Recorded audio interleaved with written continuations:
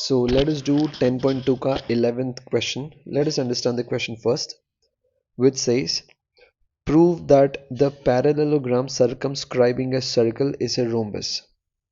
तो ये जो भी बोला उसको हम बना के बताते. Prove that the parallelogram circumscribing a circle. So let's say this is that circle and ये तो बस अपने रेफरेंस के लिए है, पर ये बहुत इंपॉर्टेंट है. Without this the clarification becomes very difficult. So I'm drawing this. This is not really the way it should look, but I hope you understand what I'm trying to say. Okay, I'll be very quick. So obviously it doesn't look like a parallelogram, but please think that it's a parallelogram. So let's say this A, B, C, D is a parallelogram जिसको हमको rhombus prove करना है. First of all parallelogram क्या होता है? जिसके opposite sides parallel और equal होते हैं. भाई रोम्बस क्या होता है? सारे साइड्स इक्वल होते हैं. ऑब्वियसली ऑपोजिट तो पैरेलल होते ही है, लेकिन सारे इक्वल होना है हमारा. अगर हम एक पैरेललोग्राम के एजेस है आजू बाजू के साइड्स को इक्वल प्रूव कर देंगे ना, तो वो रोम्बस हो जाएगा. तो हमारा टारगेट क्या है? इसको और इसको, किसी भी दो साइड्स को, किसी भी आजू बाजू के एजेस एंड साइड्स को अगर मैं इक्वल प्रूव कर दूंगा ना, लेट्स से अगर मैं प्रूव कर देता तो ए बी ए डी के इक्वल है, तो वो रोम्बस हो जाएगा. ठीक है, दिस इज माई टारगेट. तो लेट्स से कि ये जो पैराग्राम मैंने बनाया ए बी सी डी, उसके पॉइंट ऑफ कॉन्टैक्ट्स यहाँ पे मैं लिख देता हूँ. That is P Q R S. So let me just write this down.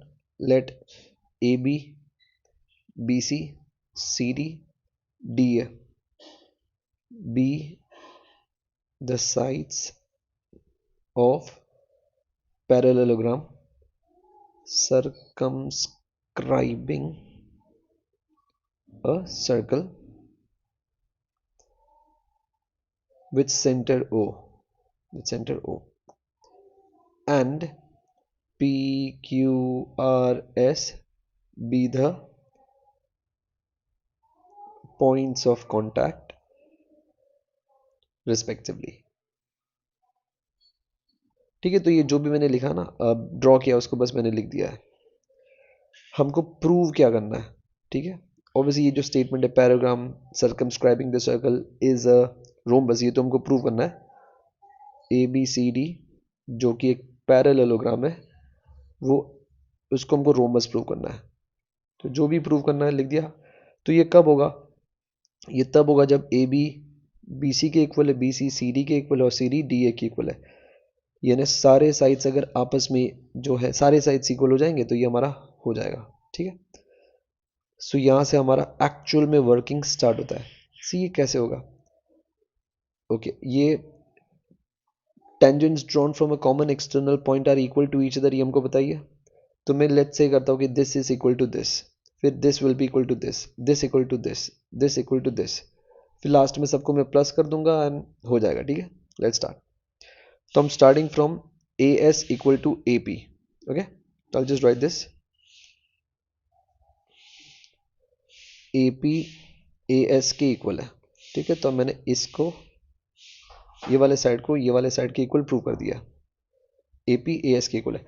अब क्योंकि ये ए पी है, राइट, तो ए पी के नीचे मुझे ये लिखना पड़ेगा, क्योंकि ये सीक्वेंस लिखना बहुत ज़रूरी है. अब explain this in the previous question, नहीं तो वो एडिंग करने पर सब जंबल हो जाएगा. तो मैंने क्या लिखा? ए पी ए एस के इक्वल है, तो ए पी के बाजू में क्या आ रहा है? ये आ रहा है ना, तो मैं लिख देता हूँ बी पी बी क्यू. तो यहाँ लिख दूंगा ए पी के नीचे बी पी लिखना पड़ेगा. बी पी बी क्यू के इक्वल है. अब सी ये मैंने बी क्यू लिखा है.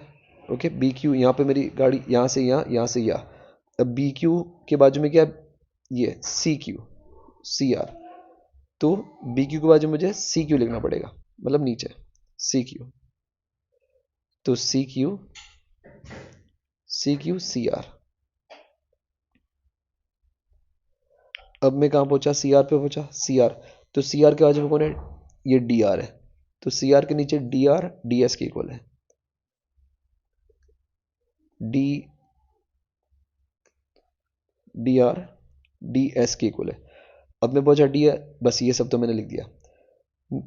अब ये डी आर डी एस अगर ऐसे से ऐसे हो जाता है ना, लाइक डी आर में इधर के बजाय इधर लिखता तो मुश्किल हो जाती है, इसीलिए ये सीक्वेंस बहुत ज़रूरी है, ये ध्यान से सुन के समझना। तो ये सारे क्यों इक्वल है, इसका कोई रीज़न तो होगा। इनका रीज़न है tangents drawn from an external point are equal in length, are equal in length. ठीक है, तो इस रीजन से इक्वल हो गए। अब ये जो सारे ऊपर वालों को मैं ऐड कर देता हूं। सो एडिंग वी गेट, तो ये 1 2 3 4, इन सबको मैं नीचे लूंगा, फिर 1 2 3 4 इनको मैं इक्वल करके इधर लिख लूंगा। So A B B P C R D R, ठीक है।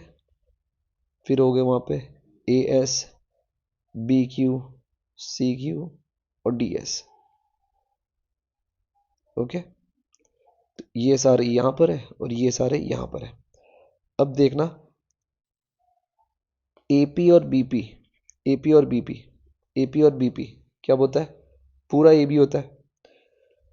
तो instead of this to AP and BP I can just write A B and C R and D R. Instead of C R D R I can write C D as an whole C D. फिर इस बारी A S और S D, A S और S D, इन दोनों को मैं पूरा ए डी लिख सकता हूं, that is A D. Okay, इन दोनों को मैंने ए डी लिखा है, जस्ट हाईलाइट दिस, इन दोनों को मैंने ए डी लिखा है।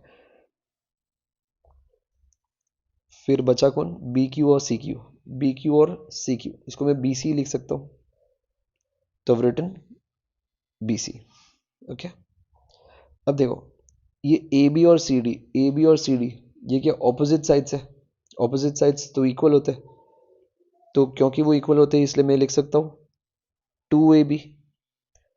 सिमिलरली ए डी और बी सी, ए डी और बी सी ये क्या opposite sides of the parallelogram equal होते हैं। तो instead of this I can write 2ad। अब ये 2 से 2 कट जाएंगे तो बच गया क्या, ए बी बच गया, मतलब ए डी और ए बी आपस में इक्वल हो गए, ए बी और ए डी। तो स्टार्टिंग में मैंने बोला था कि अगर एडजेसेंट साइड्स इक्वल हो जाएंगे पैरेललोग्राम की तो वो एक रोम्बस होता है, ठीक है, क्योंकि सारे फिर इक्वल हो जाएंगे। तो यहाँ पर हमारा क्वेश्चन ऑलमोस्ट कंप्लीट हो चुका, हम just writing the finishing. So A B A D के इक्वल हो गया, देयरफॉर ए बी